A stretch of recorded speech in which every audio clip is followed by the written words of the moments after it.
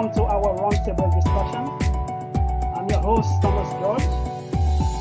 Today, we will hear from our married women.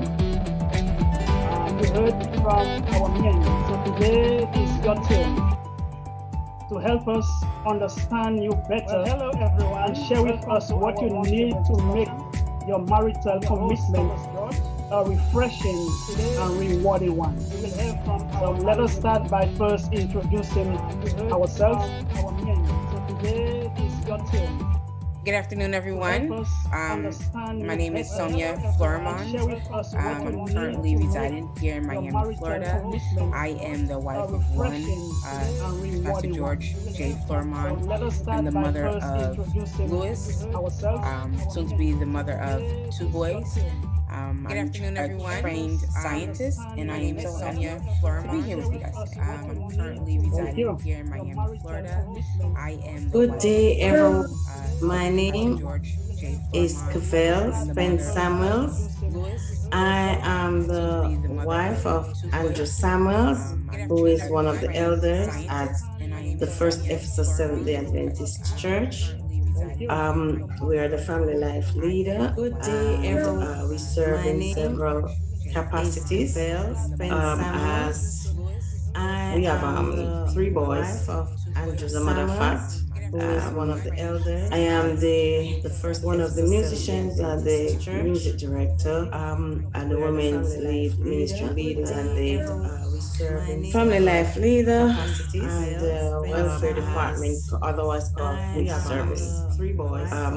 I also work for the government. I run a business called the First Disagreement, Florida, and I am an advocate for women, battered women, and women in distress. Very good, thank you. I also work for the government. Good afternoon. I am Sister Marcia Powell from the Sunrise Seventh-day Adventist Church, wife of Elder Jesper Powell, and one of the women's ministry leader. I do work for the government also. I have 3 grown children who are married, 2 girls and 1 boy. And basically that's it about Sister Powell. Thank you. You're welcome. Mr. Jacob. Hi, I am Lorena Wilson Jacob. I am a St. Lucian living in Barbados. I have been married for 18 long years. I am married to Sylvester Jacob. I am a committee member of the Barbados National Family Life Department, and I look forward to learning from my fellow members on the panel. Very well said. Okay, well, let's continue then. This weekend is Mother's Day, or the world celebrates Mother's Day. Although to me, every day is Mother's Day, but this weekend the world celebrates Mother's Day. You are a mom, or maybe you will be a mom. What is your ideal celebration of that day? What would you like your spouse to do, or to have you conclude that yes, this was a wonderful day? I'm going to start with you, Sister Fairmont, and we'll go down the line. Well, to be perfectly honest, an ideal day for me for Mother's Day, as in tomorrow this year, would honestly just be a day alone, to just be with my thoughts and, to reflect on motherhood and the journey that I have been on so far, and just a day to relax. That would definitely be ideal for me for Mother's Day 2021. Maybe not every year, but this year I'm just a little tired. So a day alone just to relax and to rest and to reflect on, the journey of motherhood would be ideal for me. All right, so would you want your spouse to contribute to any, I guess, the cooking or the cleaning or anything at all? I mean, as long as he could take care of the 2-year-old, that'd be fine. Everyone knows toddlers are, full-time job. And so if he decided that he was going to take care of that for a full, I'll even say 24 hours, not even just sunrise to 24 hours, that would be just, that's just something that I wouldn't have to worry about for the day. And just, a nice breather. Very well. How about your Sister Powell? I am a rotten spoiled wife. So I don't know whether Mother's Day or other days are different. But for specifically on Mother's Days, I'm off. My husband wakes up when I am sleeping. And when I get up in the morning, my breakfast is ready. He plans for the entire day. My lunch is cooked, or whatever is happening, if the children are not involved, then he takes care of whatever there is. So, and it's not just with Mother's Day for me. And as I said, I don't understand much things because I think I'm a rotten spoiled wife. I mean, my husband, he adores me. And because of that, to me, every day actually is my day. It's Mother's Day. But specifically, at this particular time, he would show special, like, I was at work on Wednesday, and when I called him, he was not home. And he said, why did you have to call me at this particular time? Because he was in the shop getting something special for me not to know, in order so he can have it to fix for Sunday Mother's Day dinner. So yes, that's what I'm used to. All right. That sounds interesting. Let's hear from you, Sister Cavell. Well, my ideal Mother's Day, which my husband, for the 28 years we're married, that's traditional. His work schedule is so crazy. He's gone 4 in the mornings until 8, 9 o'clock sometimes at night.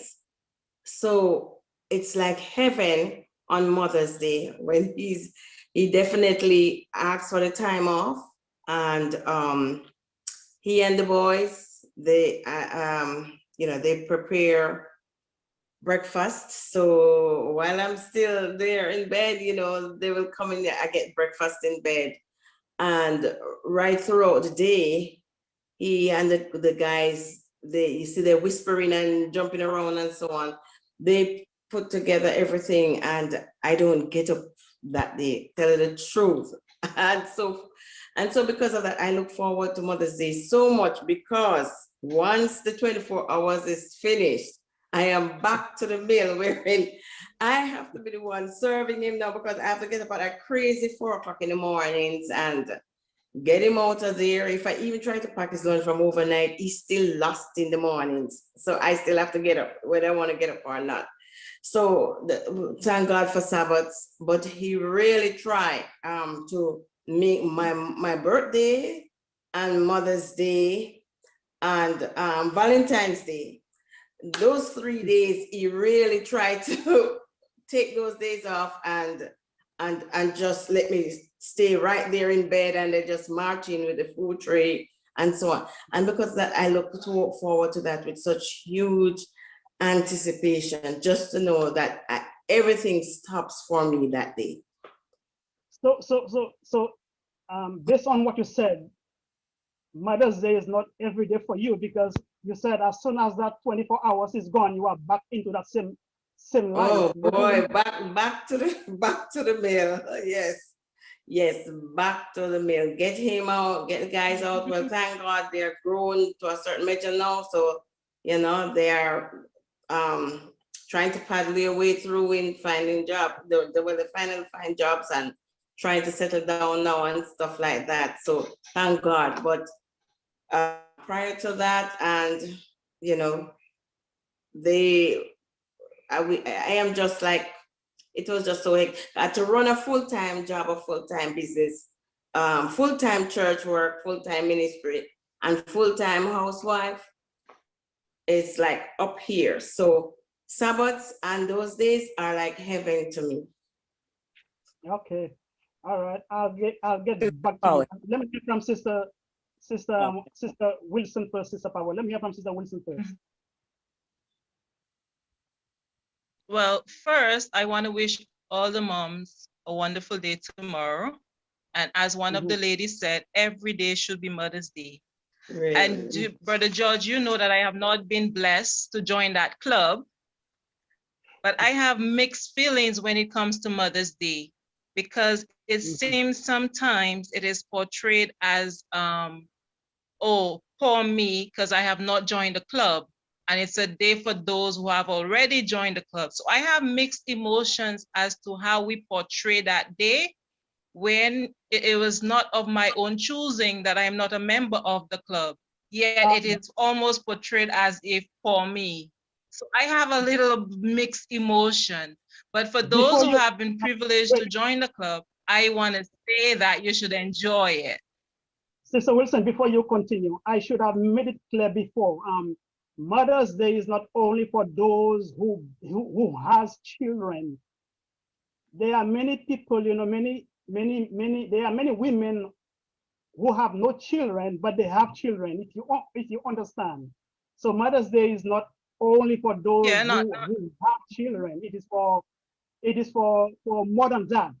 Okay, so you are a mother in your own way.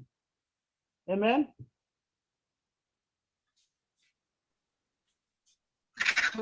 We could debate that until next day, but I know that's not the topic for today.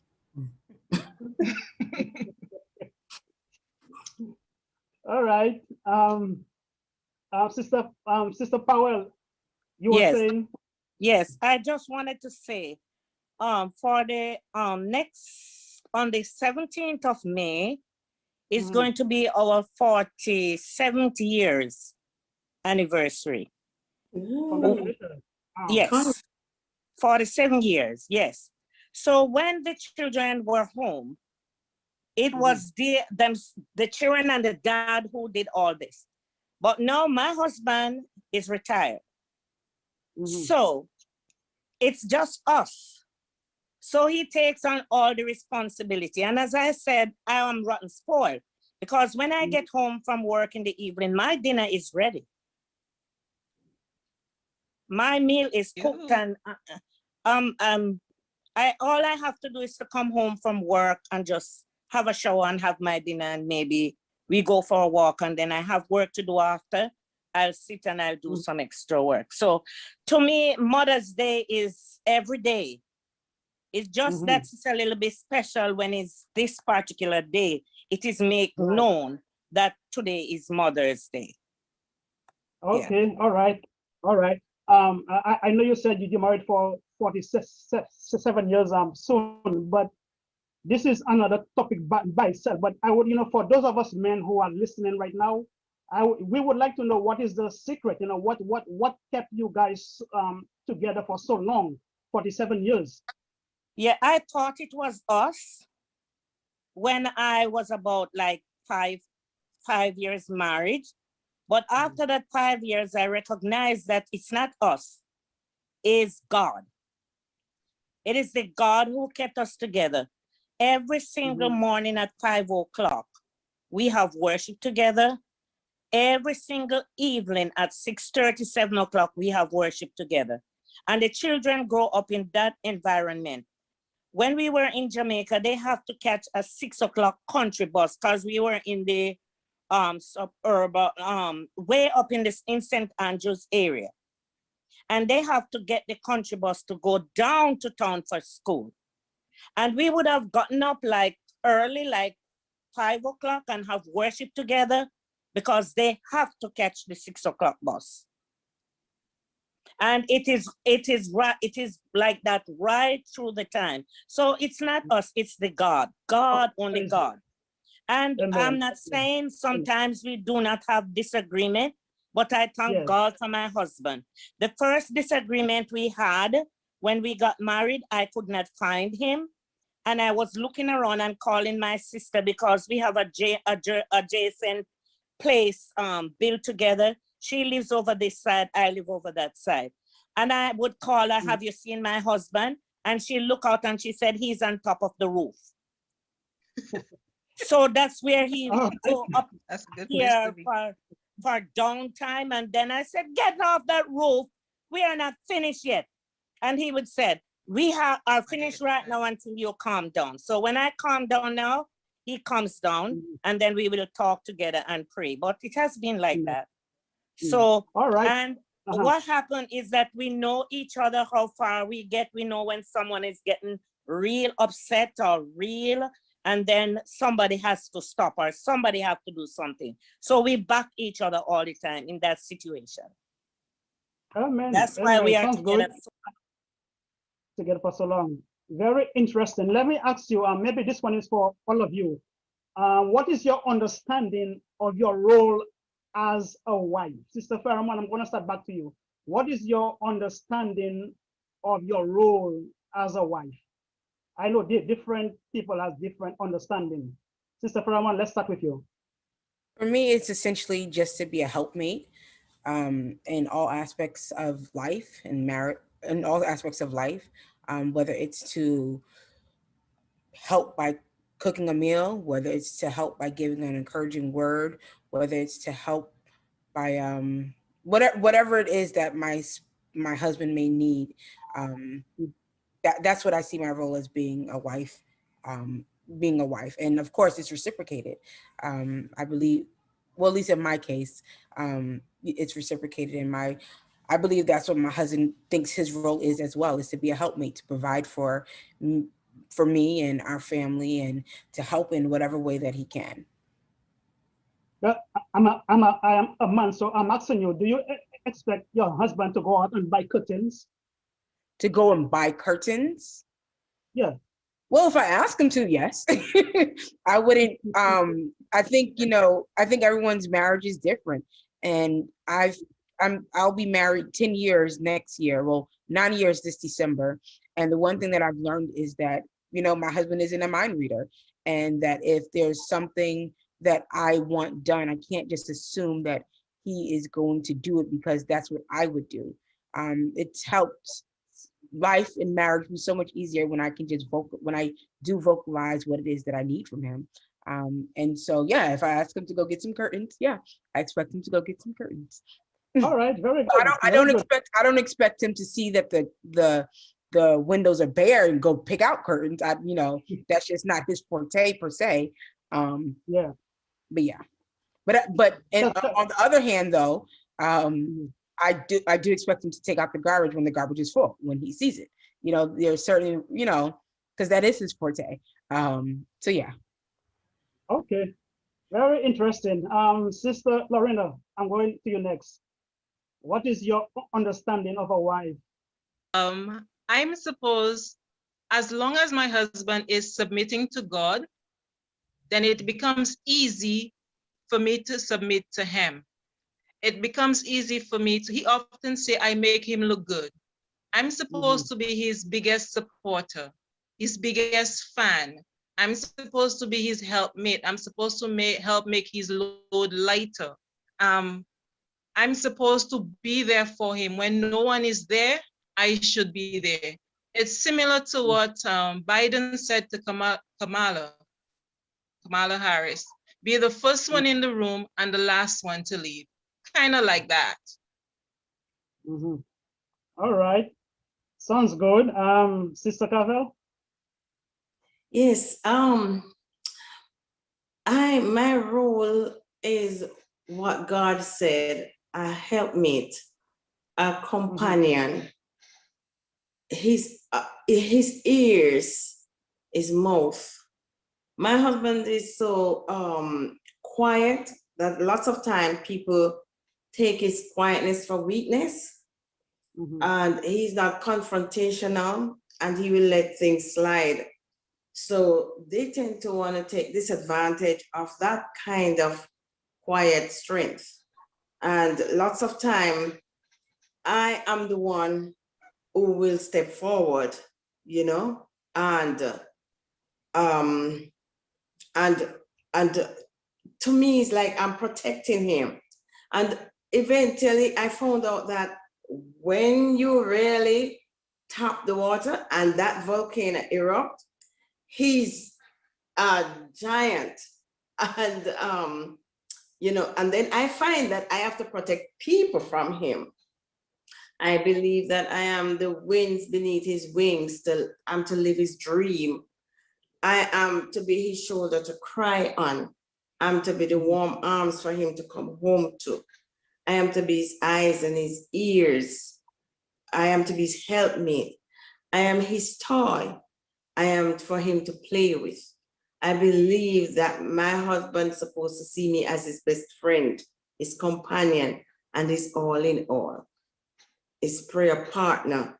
And together we step into heaven as we evangelize together and fulfill God's role in this world together. All right.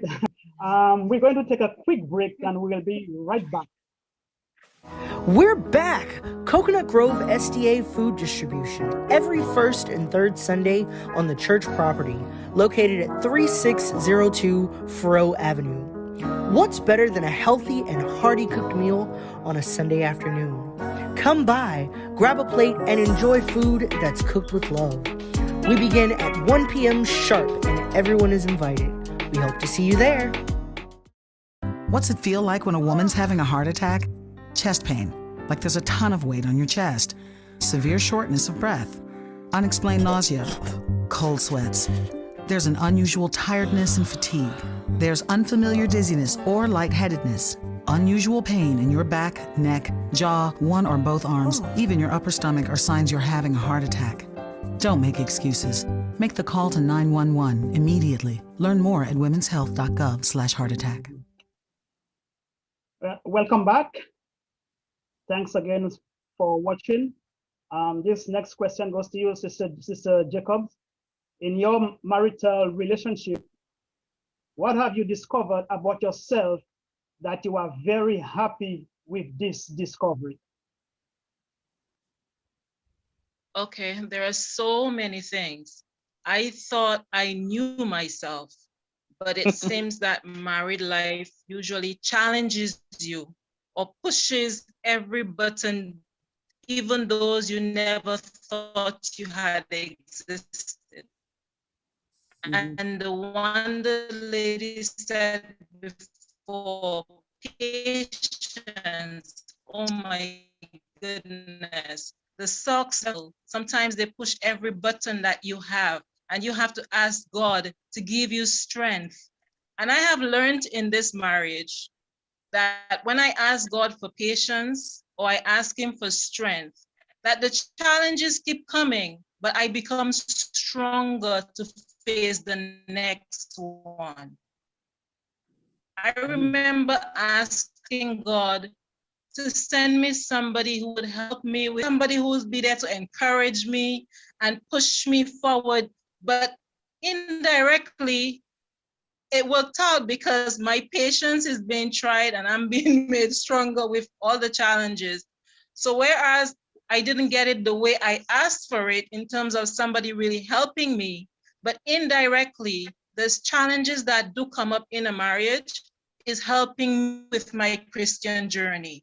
And it's helping me. I'm laughing because it's fun that the things we need and we ask God for, they only come through challenges, many of them, to make us stronger. So I'm actually being refined in the marriage fire. I'm not saying that it's a fire. I'm just saying that things that do happen are basically just refining me for my experience on this journey. So let me ask you, what are some of the things what are some of the things that you do to get your husband's or your spouse attention? Because I know, if my wife, wants my attention, if she just, give me a little bit of caress, she gets all my attention. So what are some of the things that you do to get your spouse or your husband's attention? Well, there are certain food he likes. you're preparing. You start texting love messages to him and remind of the night before and paint pictures of what he will get when he gets home, that kind of thing. And then, yes, he loves when you do facials on him, I tend to do his facial, clip up ears and whatever, oil hair head and blah, blah, and cut nails and the whole works and give him a full body work and so on. And you can ask for anything, but you have to do it while you're doing that. Okay. How about you, Sister Powell? I agree with all the ladies before what they said about helpmeet to their husband.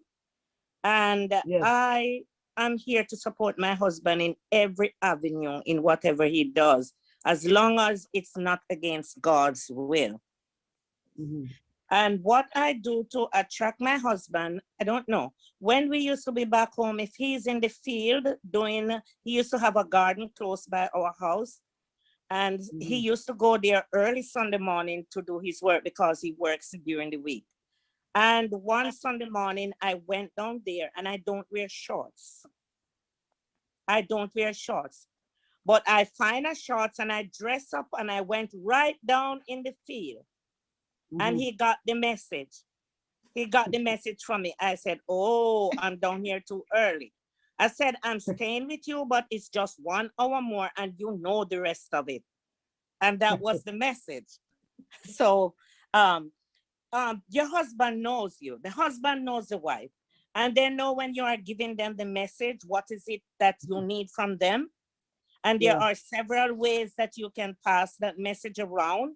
You can pass the message with just even an extra handshake when you're going to work, or a touch in the head, and that have them thinking the whole day until you get home back. They said, okay, she started it this morning, so we'll finish it tonight or sometime. So there are different ways of sending the message along. So different people very good. do different things. Yes. I hope you still wear shorts though. Anyway. But we have a date night. Every Thursday is our date night. Every Thursday? Every Thursday is our date night. But during the COVID now, sometimes we normally go out like for dinner or go down by the beach or do something special. Now that COVID's on and we are not going any places, we have a church sister who does catering on a Thursday. And so we still have our special dinner on a Thursday, and we could do candlelight or stay out on the patio until late, or we just have, it's just us. And for Thursday night, I don't do any work unless it's an emergency. And if it's an emergency, he'll stay with me and we'll get through whatever we need to get through. But I got you. I got you. So, sounds very interesting. Sister Farabon, the same question goes to you. What do you do to get your husband's attention? I tell him. I'm at the point where I just tell him, like, hey, what's up? I say we need to make an appointment, So I just tell them, whether it's via text message, whether it's via in person, I just tell them, like, hey, we need to spend some time together. So I mean, and as these ladies said, whether it's, cooking a special meal and, those things happen in general as well. But for me, what's worked for us is just to vocalize what it is that we need. Yeah. All right. Sister Jacobs, I know you are all the way in Barbados. The culture is different down there. What do you do to get your spouse attention? I want to agree with what the ladies have said before. But something I have also learned in my 18 years of marriage, that a way to a man's heart is a lot of times through his stomach. So I would call and ask, how soon are you going to be home? And then probably I'm baking something. As soon as he walks in and he smells, whether it's bread or cake, because he has a love for flour. Anything that is made of flour, he loves it. So he walks into the smell of this thing baking, and he know either he has to pay out some money or he knows something is coming. So that's one of the things I have found that really works. And he loves massaging. He doesn't love to give them, but he loves to receive massages and salt baths. So he loves those. But he always knows after those things that there's something else coming. All right. Okay. I'm going to ask you, maybe all of you, in your marital relationship, what have you discovered about yourself that you are very happy with this discovery? Something you didn't know about yourself, but since you got married, you discovered that. And you are very happy with that discovery. Sister Pheromone, let's start with you.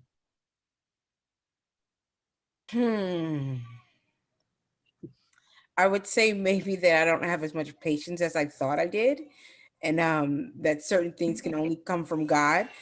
You know, yeah, I think that's probably the biggest one, that I perceive that I was a very patient individual, but you know, being married has, you know, there are trying times sometimes, and I've had to lean on God and ask God for help with my patience, and I'm thankful that not one, I have become more patient, but that two, that I continue to see my reliance on God for, you know, for things. So all right, very good. Sister Powell. First thing I recognize is that I'm a very good mother. I just recognize that. Negative that I recognize, I am not a good accountant. Thank God for my husband. So those are the things I recognize. And my children, I would say my children call me blessed. I mean, I really spend time and train them the best. But if I get the opportunity, I could buy them a new outfit and I could shop and I could, that sort of stuff. So thank. Okay, all right, thank you. Sister Cavell. Well, I have discovered so many things about myself since I'm married. It isn't funny. But one of them that stood out is how I'm very self-denial.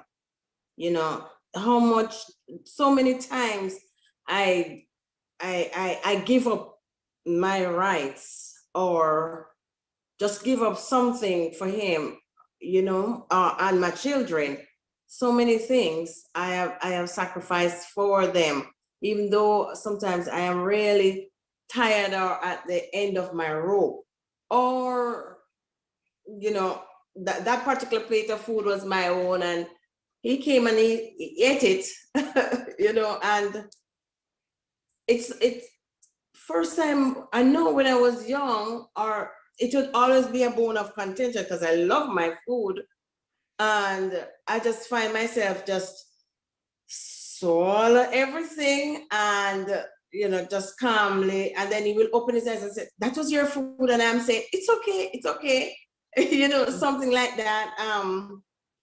So many things, you know, I find that makes me realize that the Lord have tempered me and have placed me in a position wherein this marriage is, I am not in it to get, but I'm in it to give. And the more love you give, then the more love is breed from it. You know, and the Bible just can't lie. It says that, you know, love begets love. So that was something that I find. But I find now that also I am very intolerant of untidiness. I mean, I grew up in an environment wherein everybody have their share of work and so on and stuff like that. But when this man come into my life and I see how he leaves shoes, socks, that every corner and every turn, and I just feel like my head is raising and so on. I didn't know that that facet of me exists, and that I just, it's almost as, and he would say, you're behaving as if you're going to die if I don't clean up or wash the plate or something. And I said, I literally feel like I'm going to die. I cannot fall asleep with the sink with dirty things. I cannot fall asleep, and so on. And the older I get in the marriage, the more my intolerance have grown for untidiness and his little bad habits of and as a matter of fact, to me, almost all of our quarrels surround that particular topic. And you know, I have an elderly lady at church who said to me, if you don't let it go, it can literally eat out your marriage and break it up, you know. And I don't know when I'll reach there and so on.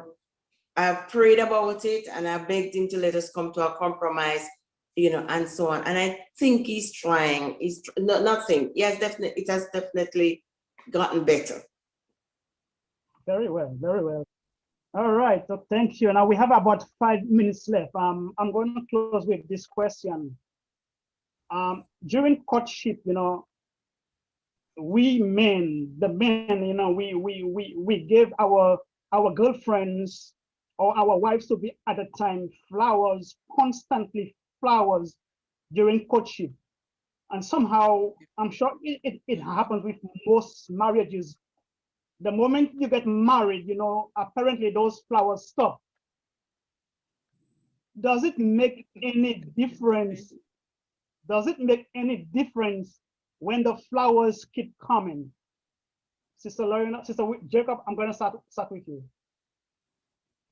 Does it make oh any my difference? goodness. In the Caribbean, I kind of grew up in the Caribbean. We were not much into those flowers thing.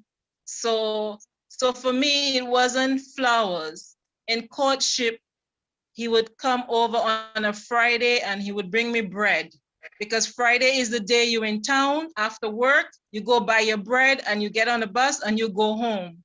So it was bread. But right now, the bread is not coming. I'm actually making the bread now.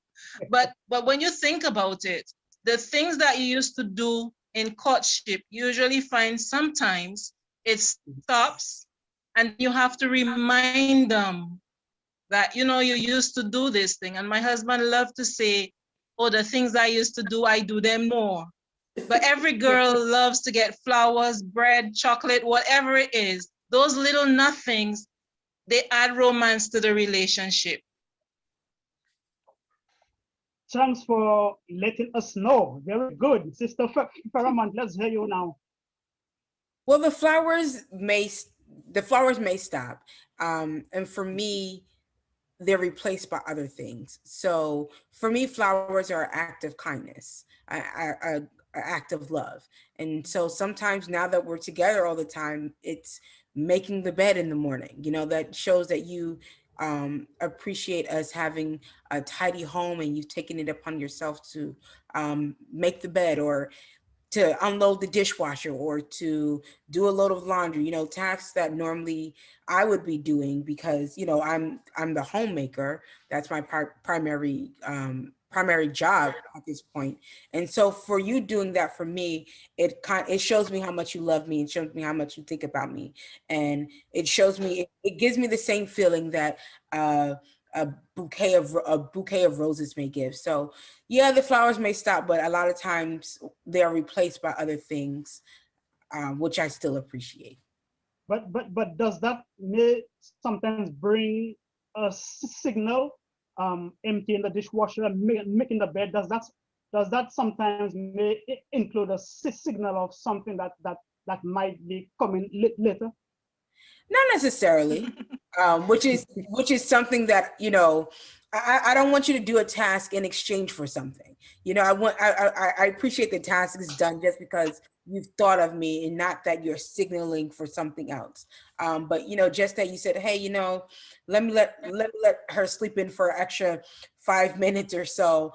And I'll go with the baby and I'll make him breakfast so that she can rest up a little bit, you know, things like that. And in return, maybe I do want to show appreciation in some form or another, but it's nice to just be, you know, for an act to just be something that you genuinely want to do and not necessarily in return or something. All right, very well. Sister Powell? Here. Well, we couldn't afford rose when we were dating, but we shared notes. We used to write little notes to each other. Now, when we get married, the note was not there anymore because we did not have the time for a note. We have the time to try how we are going to survive with ourselves and our children. And then after now, when we find out that God is helping us to survive, then the flowers start coming in, but not just flowers. It's just everything that goes together to keep the marriage going. And I thank God for whatever we do for each other to keep the marriage going. Amen. Yes. Amen. Sister Cavell? Yes, when we were dating from day one, it was exciting for him to come and pick me up every Saturday night after church. And we go for long walks and things like that. We would walk and walk holding hands and stopping at whether ice cream store or whatever in Jamaica, and things like that. And he had a habit of, you just come and find a teddy bear prop up at my door, or if my sisters let him in, which they tend to start doing after getting used to him, I would come and find different little gifts under my pillow or something like that. No, the gifts continue, but he just don't want to go on a date. And that's a bone of contention with me and him. I would say, why don't you take me out? I'm a person, I want to go back to this time when we would stop and eat at a little restaurant, or just buy ice cream or whatever. We don't eat ice cream anymore unless we can find the soy, because we're now full off lactose, full vegetarian now. But why not take me out like what you used to do? It was okay. He makes the arrangements on my birthday and so on, only special days. And then when the actual day or the night before the day will start, can we order, and they deliver it, and we just go in the bed and eat. He's just not a person, and it is so strange to me. It's like I had a culture shock, because I was just so used to him when dating, taking me for these long walks, or we just jump on a bus at that time in Jamaica, and he would just stop at Mother's Patty Shop or wherever, and we would eat together around on the spot there in a dining setting. And to see now he's the type of person that doesn't want to go anywhere. I have to literally make reservations, make cruise reservation, hotel reservation myself, and force his hand. And that is still, that bone of contention is there between us. But the gifts, oh my goodness, you can expect almost every single day. He's coming home with either a dozen underwear, something, just these elaborate gifts, but he does not want to go anywhere. He'd prefer you and him just in the bed, and you sit there in his lap, and the food in the middle of us, and we eat. And you watch TV. He doesn't want to go anywhere, and I want to go. So that's the line there. But I'm trying to learn to compromise or understand why he changed, or was it a pretense all along? So, but the gifts keep rolling. So I don't know. Well, our time is up. We will have to do this another time. We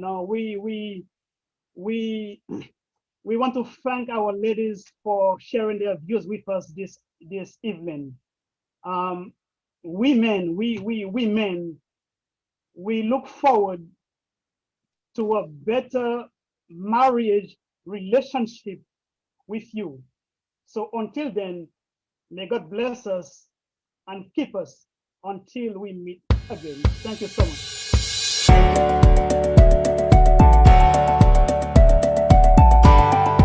Well, hello, everyone. Though it is sad to announce that this is the final episode of our Married Couples edition on All That Matters, it is with a grateful heart that we express our thanks and appreciation to you, our viewers. We hope that you have drawn from the experiences of our guests.